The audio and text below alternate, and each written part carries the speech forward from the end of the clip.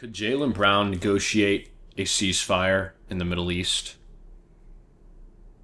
Yeah. I mean, a lot of people know this, but Jaylen Brown is something of a cerebral, scholarly, academic, erudite, bookish, cognitive, mental, thinker, scholar, academic, highbrow, sage, genius. And he had that famous speech where he's talking about environmentalism, and I actually wrote down the quote to share with you guys because it really moved me, and I think that his scholarship and intellect could be used to negotiate a ceasefire in the most prominent, probably the most prominent, is either Ukraine and Russia or this war, although I'd say this one more involves the United States, but that's another topic. Anyway, here's the quote. Today we're going to talk about the crossover and intersection between environmentalism, social justice, and education in combination with raising awareness, leveraging your platform and influence, and investing in the sustainable future. So while this is definitely a different topic, it does actually have some intersection and crossover with the topic of Israel and Iran. Conflict involves Iran, Israel, the United States, Gulf states, Lebanon, and other regional actors.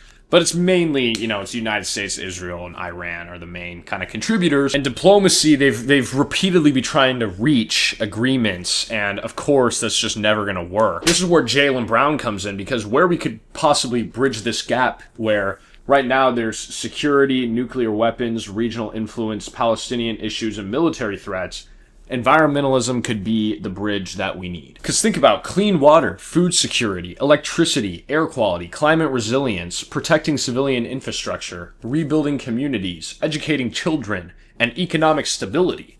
These things are important to both states involved in these wars. So environmentalism could become a diplomatic bridge in this sense. Iran and Israel are both located in environmentally stressed regions. Water scarcity, drought, extreme heat, food security, energy infrastructure, and pollution don't respect national borders. So it's not like you're going to bomb a certain place and then it's just going to create a cloud within manufactured borders made by man.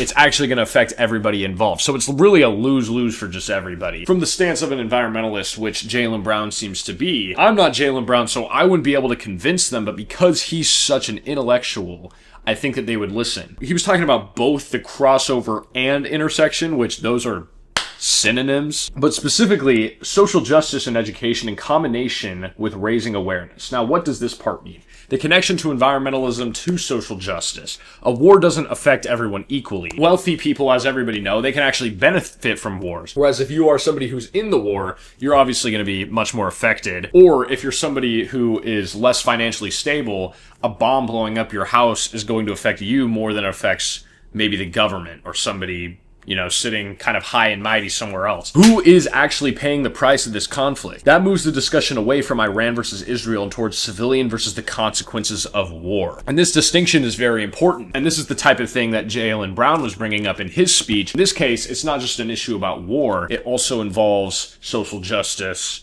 and environmentalism. And then in terms of education has actually become a long-term peace mechanism. I mean, if everybody was better educated, maybe there wouldn't be need for war at all. Maybe they could just have a discussion, or I think we should just move to 1v1s. I think Mojtaba Khamenei, however you say that, he could 1v1 Netanyahu, and Trump could maybe be like the third party. I mean, he's not necessarily a third party. Maybe I could be the judge. Whoever wins, they just get all the land. The Strait of Hormuz just explodes. But then he moves on to leveraging your platform and influence and investing in the sustainable future. So leveraging your platform and influence is actually diplomatic pressure. Influential people can kind of pseudo-negotiate for the countries involved. Like if LeBron James and Bam Adebayo went to Netanyahu and were just like, enough is enough, even Netanyahu would be like, zip it, lock it, put it in your pocket. And I think if Jaylen Brown kind of corralled the troops, got everybody going, I think there's a good chance that we could get this thing wrapped up in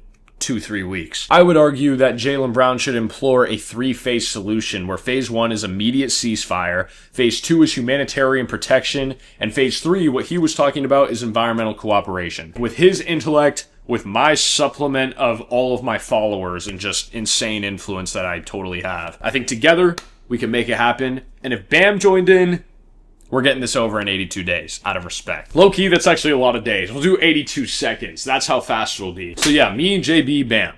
Big 3. We're making the ceasefire happen. Don't even worry about it. Leave a comment. Say what you learned today. Yeah, I guess that's everything. Peace out.